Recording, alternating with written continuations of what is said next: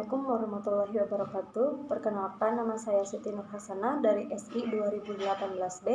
Di sini saya akan menjelaskan tentang perancangan UML, diagram pendaftaran rumah sakit online. Tujuannya yaitu membuat sistem aplikasi data pasien pada rumah sakit secara integrasi serta mengotomatisasi pengolahan database untuk memudahkan dalam pelayanan informasi dan pelayanan penjadwalan konsultasi yang dibutuhkan oleh pasien, sehingga pengaksesan informasi dan penjadwalan konsultasi lebih efisien dan fleksibel. Pendaftaran pasien rumah sakit ini secara online, bantuan koneksi dari internet yang dimaksud untuk memudahkan para pasien yang akan melakukan rawat jalan di RSUD Sumedang. Dengan adanya sistem ini akan memudahkan para calon pasien dalam proses pendaftaran dan mengetahui terlebih dahulu dalam pengelompokan jam praktek dokter yang berjaga pada hari tertentu. Oke, lanjut saja. Materi yang pertama itu ada use case diagram. Di sini pasien melakukan registrasi dengan memasukkan identitas diri, dan petugas rumah sakit mengelola kembali hasil registrasi untuk disimpan pada database. Di situ terdapat petugas rumah sakit mengelola data dokter dan jadwal dokter agar pasien dapat melihat data dokter dan penjadwalan dokter. Selanjutnya, pasien melakukan pendaftaran berobat dan petugas rumah sakit menerima hasil pendaftaran berobat pasien, lalu petugas rumah sakit menyetujui pendaftaran berobat. Baik, yang kedua ada activity diagram. Di sini activity diagram dibuat berdasarkan sebuah atau beberapa use case pada use case diagram. Di gambar ini, activity diagram yang dibuat pada sistem ini yaitu pasien lama mulai terus melihat jadwal dokter. Setelah itu melakukan login. Jika username dan password benar maka akan valid, tapi jika salah maka akan kembali melihat jadwal dokter.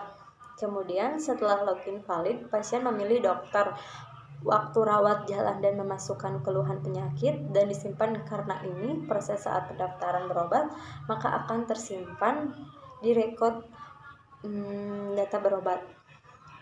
Kemudian di sini pasien baru yaitu mulai terus daftar dengan memasukkan identitas pasien. Setelah sukses kemudian login dan melihat jadwal dokter yang tersimpan pada record data jadwal dokter. Memilih dokter yang sudah tersimpan di record data dokter, memilih waktu rawat jalan, kemudian memasukkan keluhan penyakit dan disimpan karena pasien baru akan tersimpan di record data pasien. Sedangkan petugas rumah sakit mulai terus melakukan login dengan memasukkan username dan password tersimpan di record data petugas rumah sakit. Setelah itu menerima pendaftaran pasien, lalu menyetujui pendaftaran pasien dan membuat laporan pendaftaran rawat jalan. Setelah itu selesai. Baik, yang ketiga ada kelas diagram, di mana kelas pasien memiliki keterhubungan langsung dengan kelas registrasi karena registrasi pasien wajib melakukan identitas pasien dan petugas rumah sakit mengelola kembali hasil registrasi pasien. Lalu petugas rumah sakit memiliki keterkaitan dengan mengelola data dokter karena data dokter akan dikelola oleh petugas rumah sakit. Begitu juga petugas rumah sakit memiliki keterkaitan dengan mengolah data jadwal dokter karena data jadwal dokter akan dikelola oleh petugas rumah sakit. Pasien melakukan pendaftaran berobat, di mana kelas pendaftaran berobat terdapat atribut yang berada di kelas mengolah data dokter, yaitu ID dokter, dan poliklinik. Kemudian petugas rumah sakit akan menerima hasil pendaftaran berobat pasien, sehingga petugas rumah sakit memiliki keterkaitan langsung dengan kelas menyetujui pendaftaran berobat untuk memberikan persetujuan pendaftaran berobat terhadap pasien. Baik, materi yang terakhir yaitu sequence diagram, di mana sequence diagram ini memiliki dua kelas, yaitu sequence diagram pasien dan sequence diagram pada rumah sakit. Baik, yang pertama saya akan bahas sequence diagram pasien, di mana sequence diagram pasien berguna untuk mengetahui proses yang dilakukan pasien pada sistem ini. Berikut adalah gambaran sequence diagram pada sistem yang dibuat. Gambarnya seperti ini.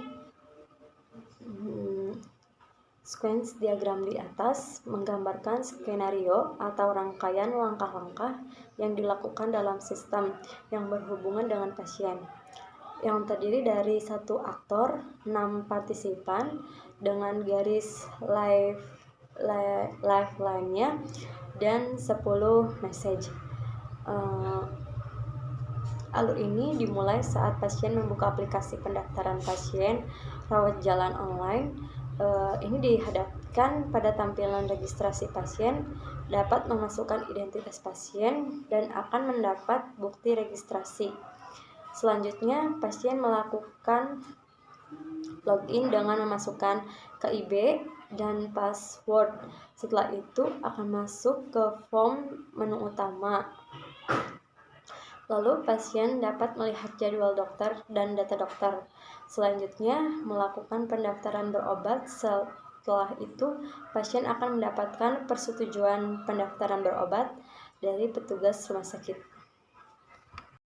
Baik, yang terakhir ini materi sequence diagram pada petugas rumah sakit, di mana sequence diagram petugas rumah sakit ini berguna untuk mengetahui proses yang dilakukan petugas rumah sakit pada sistem ini.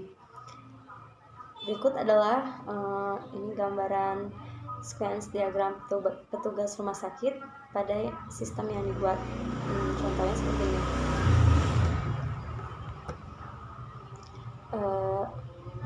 Sequence diagram di atas menggambarkan atau rangkaian langkah-langkah yang dilakukan dalam sistem yang berhubungan dengan petugas rumah sakit, yang terdiri dari 1 aktor, 4 partisipan dengan garis lifeline-nya, dan 7 message.